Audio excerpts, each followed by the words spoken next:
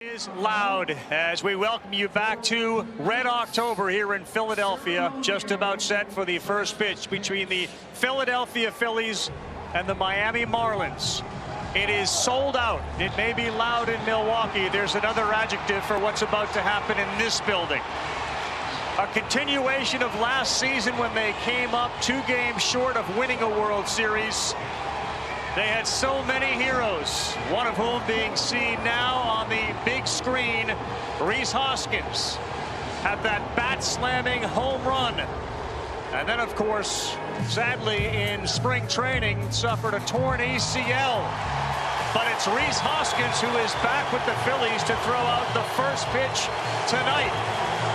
As if this sellout crowd needed more to cheer about, they bring back one of their favorites.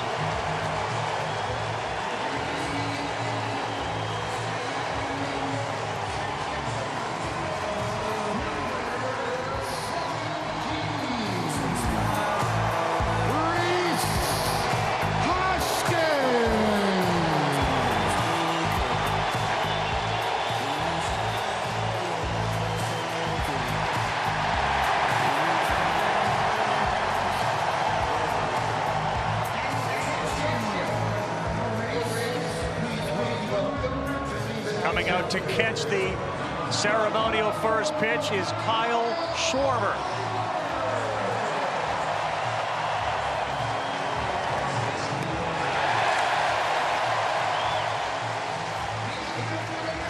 Tonight in Philadelphia, tomorrow Hoskins goes to Florida. There's a chance if they make it to the World Series, he may be playing. The goal of this team to get back to the World Series.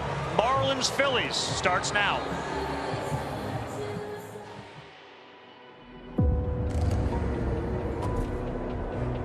The time for improving is over. The time for proving has arrived. Because the future hangs by a thread. It's gone! The Marlins and the Phillies are ready. 162 games have prepared them for this moment. And the Phillies walk them off! A moment with no before.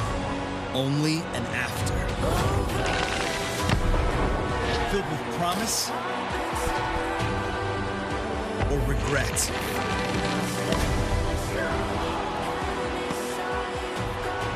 That moment is here. Now is all they got.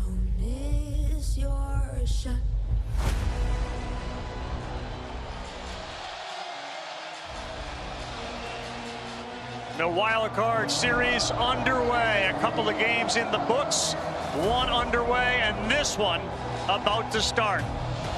There is no bigger home field advantage in Major League Baseball than what they enjoy here in Philadelphia. Trey Turner learning for the first time what it means to be in a postseason. They are 22-11 at Citizens Bank Ballpark since it opened. And Jazz Chisholm is feeling the music. This is not a team that's going to be intimidated by any of this. The Marlins won the season series against the Phillies.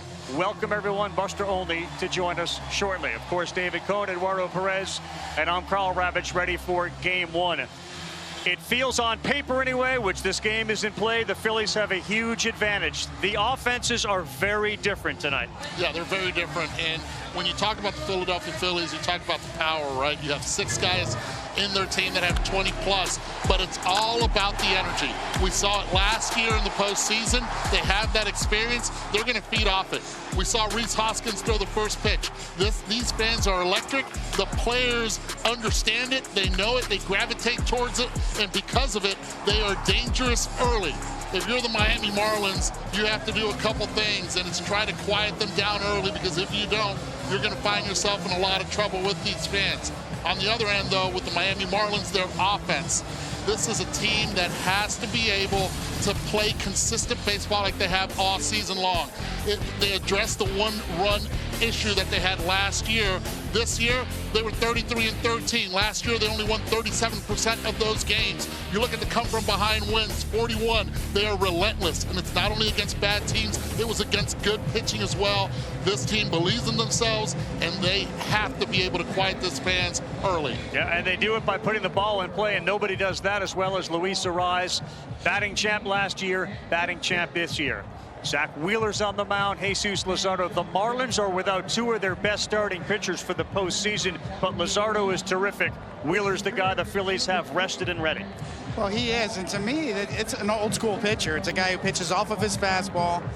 The key is, though, he uses two different kinds of fastballs, that four-seamer and that two-seamer, and it's like he reaches out and hands the ball to the catcher. He has such great extension, great life on his pitches, and does have a good sweeper to go with it as well. And then on the other end, Jesus Luzardo's got a career high coming into this, 178 innings pitched. That's about 78 innings more than he had last year. So certainly he pitched good down the stretch, but also a guy who pitches off of his fastball. His fastball run value this year, plus 14. That's in the top 5% of Major League Baseball. One of the game plans for the Marlins, throw a lot of lefties at this team that has been carried a lot of the season by lefties, Schwarber and Harper. They're ready, we're ready. Let's get you ready for first pitch after this.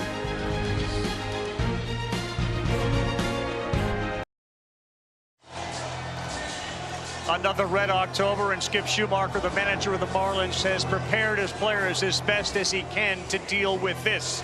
Buster is down there with one of the keys to the Miami success. And that'd be Jazz Chisholm. Jazz, I was watching you during pregame introductions. You're getting booed by the Phillies fans. You had the biggest, happiest grin on your face. What's this experience like for you? I mean, it's amazing. Booing or cheering, I don't care. I'm just glad to have so much fun and the crowd being as electric as they are. All right, the chain that you have is a spaceship. What does that signify? I mean, I just feel like I'm from outer space. Like I can do it all. So that's why I like my spaceship. I feel like I'm an alien. That's what I always tell myself. Jazz, I love it. Back to you, Carl. I love it. An alien here at Citizens Bank Ballpark. Jazz Chisholm has got unique skills. And Zach Wheeler will have to deal with him and the rest of a very different Miami Marlin team after the trade deadline. Kim Ng went out there and really bolstered the offense as the Phillies take the field.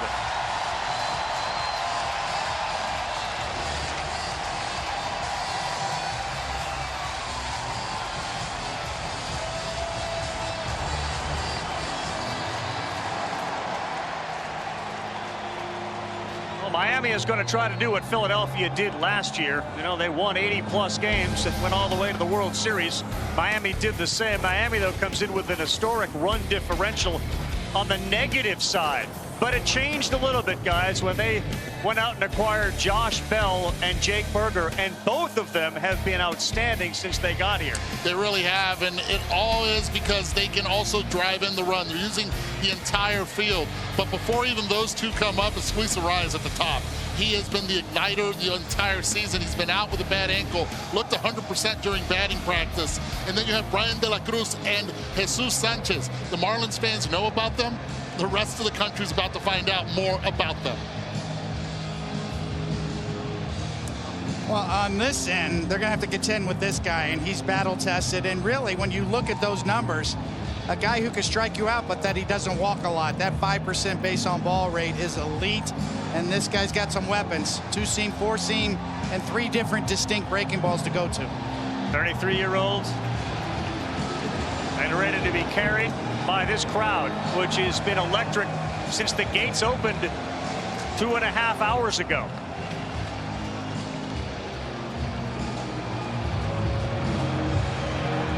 It'll be Wheeler against Luis Arraez to start this, the batting champion with a .354 average.